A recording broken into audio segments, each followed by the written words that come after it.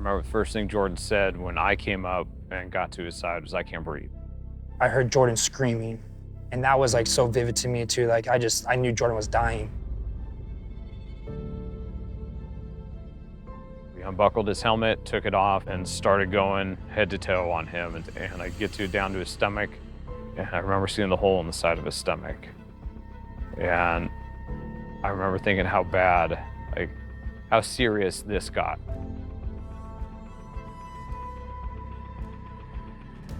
The doctors told us next point of survival is 2 weeks. And if he gets past the 2-week point, then it's excellent for his chances of survival. Very difficult moment. I didn't want to leave him. And he just said, "Don't let me die in here, Mom."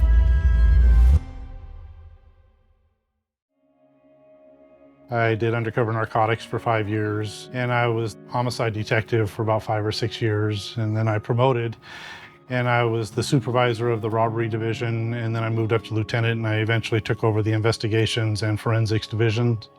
And I was there until the last year, and then I went into the XO position and had a good career.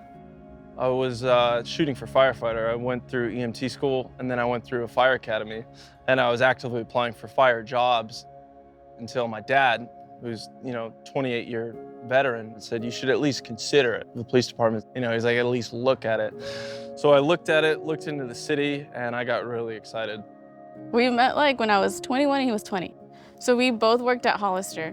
One day I walked in and he was a stock associate, and I was like my second day there. And a couple weeks later, he asked me out.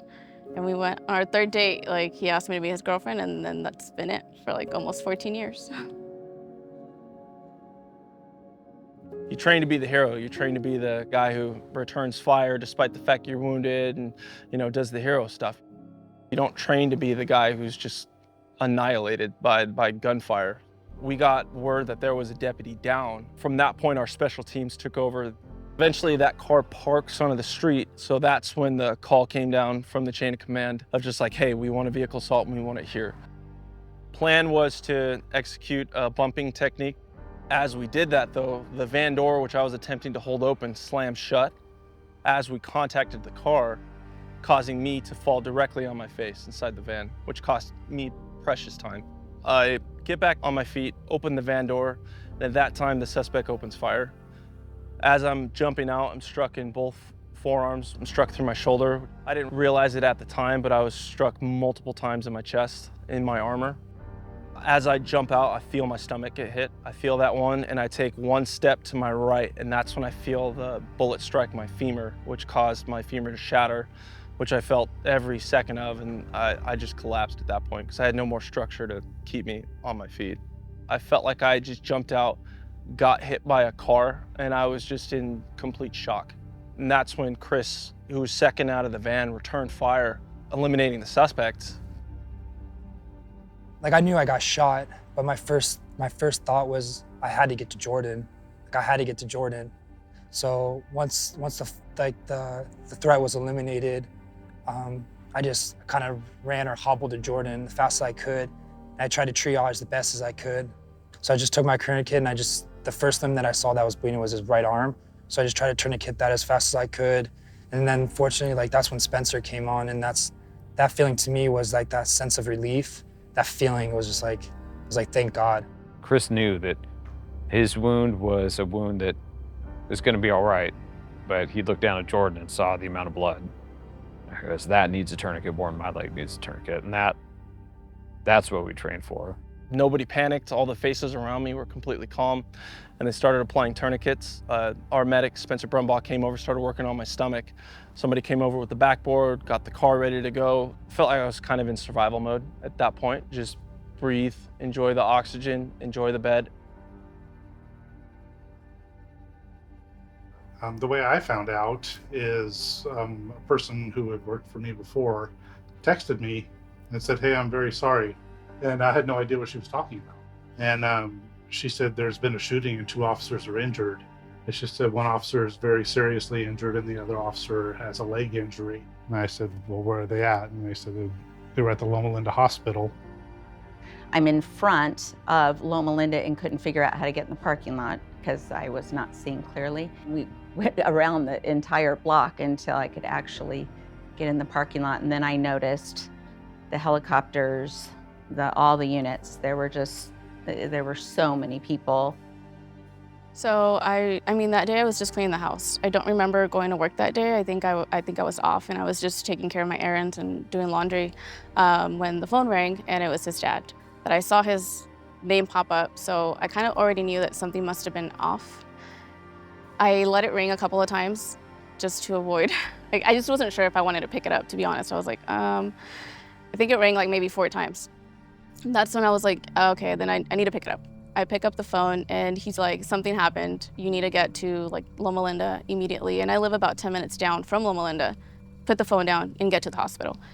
A nurse is kind of waiting for me there, and they kind of rush me through a crowd of just different police officers, different nurses just through the hallways, and they take me to this room, and that's when as soon as I walk in, it's Jordan's parents and Jordan on a table, and he's completely covered by a sheet. His parents are crying, and I got angry. I mean, I was like crying, but I was kind of mad because he wasn't supposed to work that day. And then I see him, and he's just like, I love you. Like, we're gonna get married, and I'm sorry. I ended up having 2 surgeries total, but from what I was told, they were both fairly involved, fairly long, lengthy surgeries. The first one was to repair the abdominal wounds, and then the second surgery was to repair my limbs, which I was also told was fairly lengthy and involved. From there, I had a regimented schedule every day where I would do both PT and OT, and you would have physical training 4 times in a day. I knew he was hurting bad, like he had to have been. But he just said, nope, we're gonna do it again. Nope, we're gonna do it again. It showed me a different side of my son. You know, when someone told me one day he is a warrior, yes, he is. Because to survive what he went through is pretty amazing. When I saw Jordan walk out of the hospital, it was like long overdue. I mean, he looked terrible. he looked terrible. But just see him up and walking and smiling and knowing that he's going home. And we know Jordan. We know he's going to put in the effort to get back to where he needs to be. It was like a weight was lifted. Say in the last 6 months is when I've seen him sort of going back to school and everything, when I've seen him like back to normal. He's a much harder individual now. There's an insight he didn't have before that of the value he brings to the world still. So life after law enforcement it's humbling. I went and got counseling, and through that is where I really started to kind of discover who I was outside of the job. I went from being obviously a police officer on a SWAT team to being a community college student. And there's a big step down in ego and pride, but I had to kind of take a step back from that and realize that I'm here to learn. Jordan now is amazing. He was always going to be somebody that was going to help others, and he was going to be productive, and he was going to be there for me and whatever future family that we end up having. So he made that hard choice to kind of move on, and I'm proud of him. Before, as a police officer, I worked as an emergency medical technician, and this inspired me to go back. You get my bachelor's degree in respiratory therapy, and then I'm going to go pursue a master's degree and become a physician's assistant. My dream school to attend is Loma Linda, because that's the hospital that saved my life. They gave that life back to me. Watching Jordan's recovery has given us the outlook that the time we have with our friends and our family is finite. His future is still so bright. We get to be a part of his future, and we get to see him instill all those same personality and those attributes into his kids. Jordan and I have a better relationship now than we ever have. I get an opportunity to hopefully see him married someday. That's our wish. To maybe give me little Jordans. God help us all. I'm excited to have a life with my fiance. I'm excited to go see the world. I haven't seen the world yet. Jordan 2.0 is happy, and he's motivated, and he's doing a lot. We're just happy that we still have him. I have a second chance right now because I took the time to just put on my body armor. Don't skip on it. Don't take that chance.